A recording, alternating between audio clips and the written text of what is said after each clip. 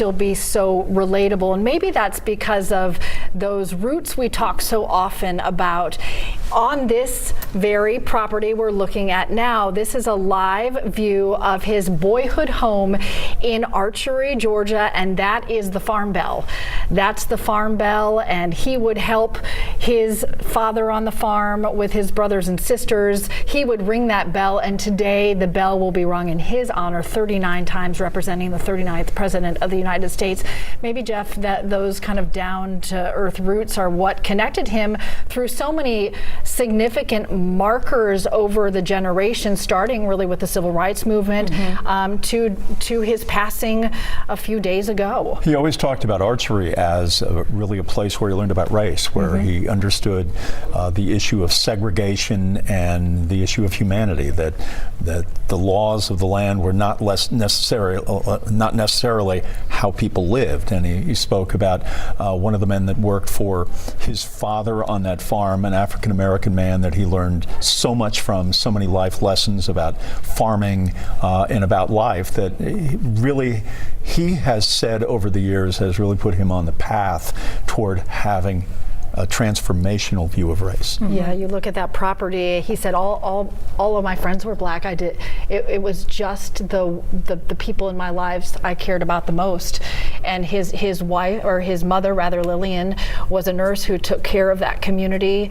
And it's really the starting point for what distinguished him, particularly as a white Southern governor, who was, in his inauguration address, said the time for division is over. And he put the first picture of Martin Luther King in the state capitol. And I read that while he was working on this farm, a lot of his friends were black. He was walking through a gate. The boys stopped and allowed him to go. He said, "Why are you stopping? Let's all go." He says, "Our father told us that we're at the age where we have to recognize that you are white." And that just speaks to how growing up on this farm, it really gave him a different perspective of race and segregation.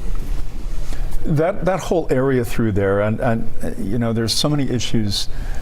Every footstep is defined in many ways by race, and how it has been shaped by race, or the Civil War, or Americus, or Archery there, or Plains, not that far away from Andersonville and the horrific prison camp.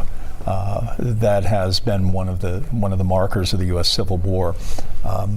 But I think that sort of transformational figure that he is something that we're going to hear a lot about in the days ahead. About the South before Jimmy Carter and after are two really very different places. I mean, you look at the Jim Crow laws here, and how life was led, and Jimmy Carter was one of the first of those figures.